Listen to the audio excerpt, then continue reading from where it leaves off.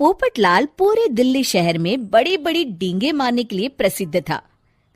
साथ ही वो अव्वल दर्जे का पेटू भी था। उसकी इस आदत के चलते कोई भी आदमी उसे अपने घर भोज पर नहीं बुलाता था। फिर एक दिन पोपटलाल अपनी बहन के घर जाता है, जो दूसरे शहर में रहती थी। अरे पोपटलाल, बड़े दिनों के बाद तुझे मेरी याद आई।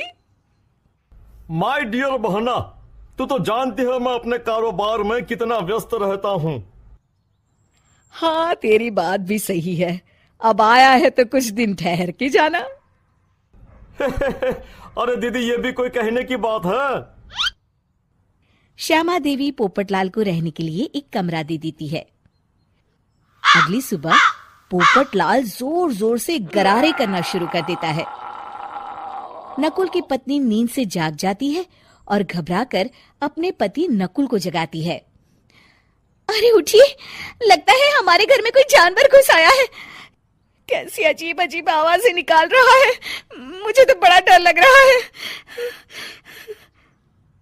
अरे कोई जानवर नहीं है भाग्यवान, पोपटलाल मामा जी हैं, अपना गला साफ कर रहे हैं।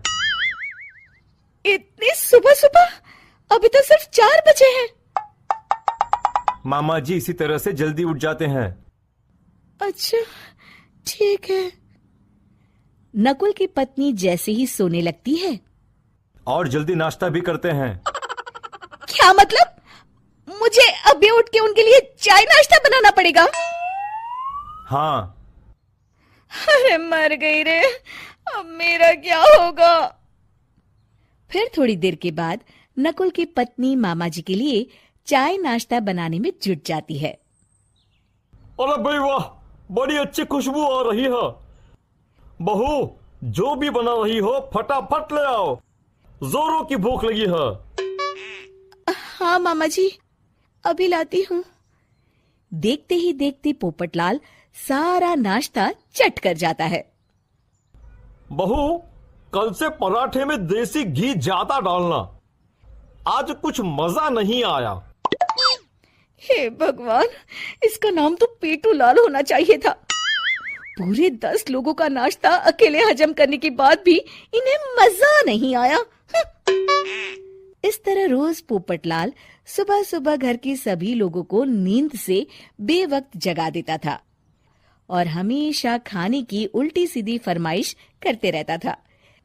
देखते ही देखते गुप्ता परिवार की दिनचर्या अस्त व्यस्त हो जाती है। अरे भाई, खाने का असली मजा तो इस घर में है। अरे माँ, ये पोपटलाल मामा यहाँ और कितने दिन रुकेंगे?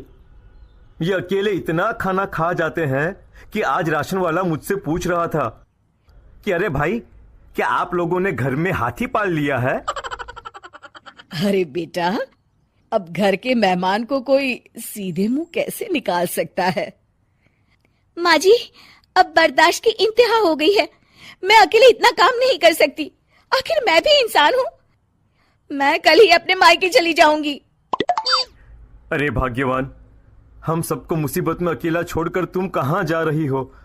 जरा सब्र करो, मैं कुछ सोचता हूँ।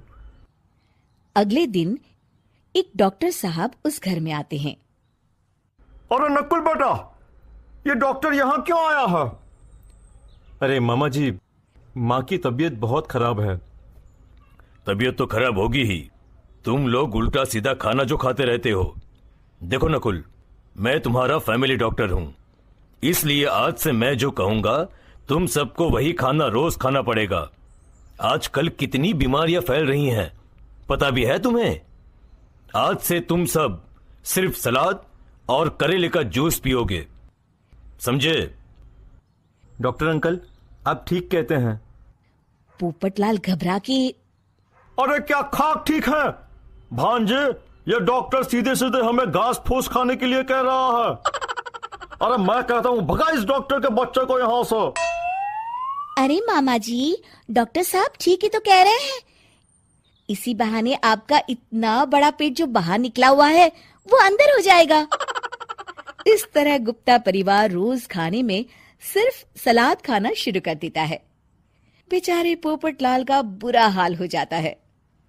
ये लीजिए मामा जी, ताजा ताजा करेले का जूस। अरे नहीं नहीं बहू, मैं मरने से पहले मरना नहीं चाहता। मुझे तुम लोग माफ करो। यह भेड़ बकरी वाली जिंदगी तुम लोगों को मुबारक हो। मैं तो चला यहां से। पोपटलाल अगले दिन ही घर छोड़कर चला जाता है। क्यों बेटा नकुल, मेरी अदाकारी कैसी थी? मजा आ गया डॉक्टर। आपने तो बॉलीवुड के कलाकारों को भी मात कर दिया। आपको तो ऑस्कर मिलना चाहिए। बेटा ये थोड़ा ज्यादा हो गया।